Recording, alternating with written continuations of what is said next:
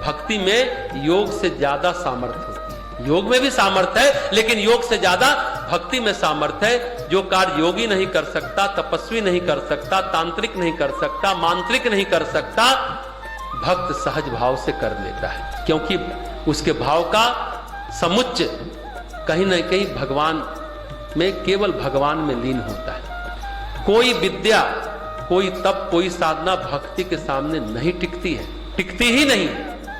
विद्या कोई भी अनंत नहीं होता, लेकिन भक्ति अनंत होती है। तप कोई अनंत नहीं होता, लेकिन भक्ति अनंत होती है। शक्ति भी कोई अनंत नहीं होता, लेकिन भक्ति अनंत होती है। ज्ञान कोई भी हो, वो भी अनंत नहीं होता, लेकिन भक्ति में जब भगवान घुल जाते हैं तो अनंत हो जाता है। दशरथ के साथ यही था, उनके सारे भाव राम में घुले थे। दशरथ ने सुमंत, जिसकी चर्चा हम लोगों ने कल की थी, सुमंत कौन थे? राजा दशरथ के सारथी।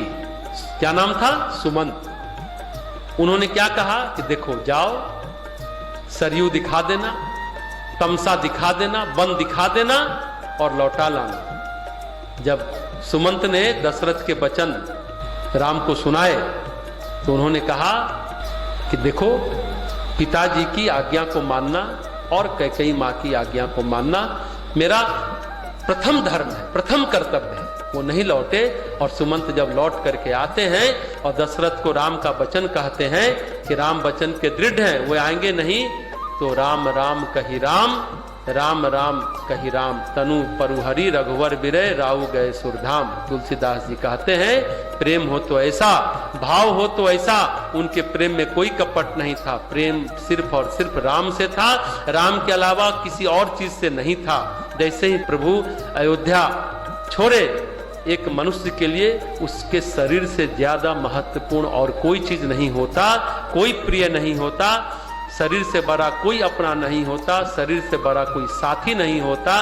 बाकी सारे रिश्ते शरीर के लिए होते हैं। पत्नी भी शरीर के लिए है, शरीर का सुख है, खान पान है, सुविधा है तो पत्नी है। हमारे जो भी सहयोगी होते हैं सब शरीर के लिए होते हैं। जो कुछ जीवन में करते हैं, नौकरी चाकरी व्यापार, सब शरीर के लिए करते हैं। ऐसे प्रिय शरीर को तिनके की तरह तुच्छ समझकर राजा दशरथ ने त्याग दिया। एक क्षण भी देरी नहीं की, बस इसलिए कि राम लौट कर नहीं आए तो कुछ और नहीं, बस खत्म।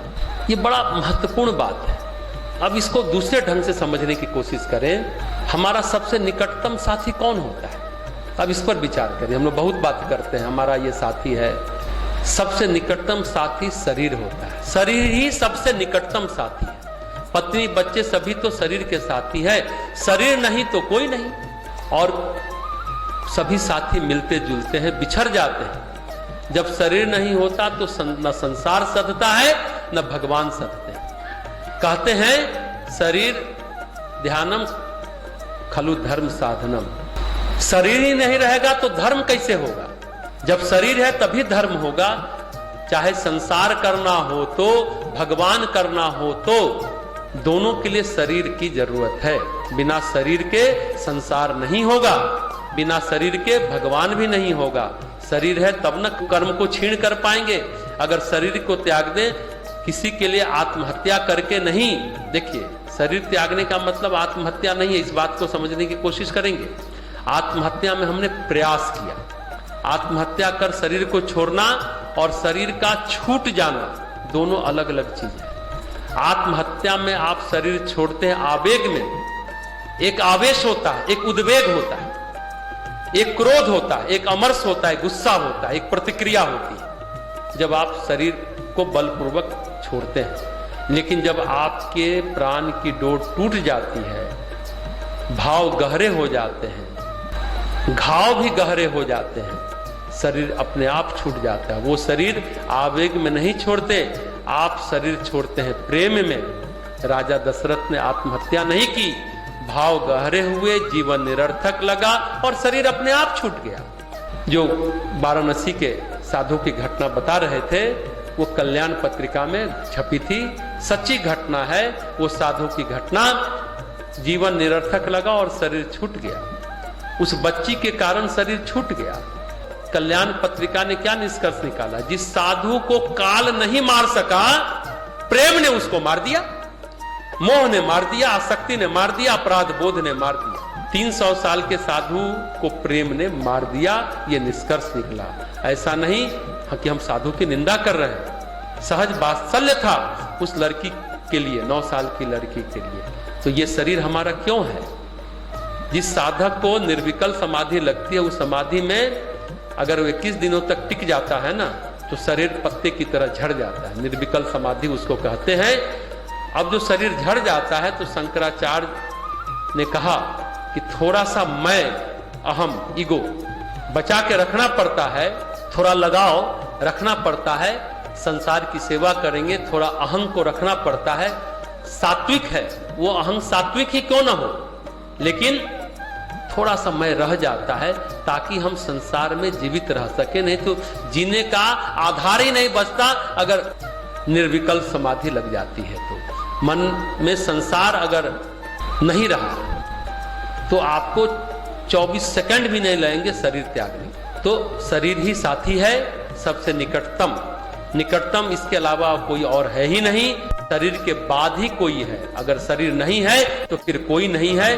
पत्नी बच्चे का संबंध शरीर से है और तुम और तुम्हारा शरीर के अलावा कुछ और रहेगा।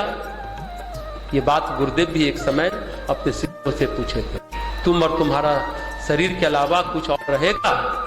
नहीं रहेगा। सेवा ही करते जब हमारे पास शरीर होता है। कल शरीर निठल्ला हो जाएगा, निढाल हो जाएगा, कुछ करने लायक नहीं रहेगा, फिर उसका भी कोई अर्थ नहीं रहेगा, औचित्य नहीं रहेगा।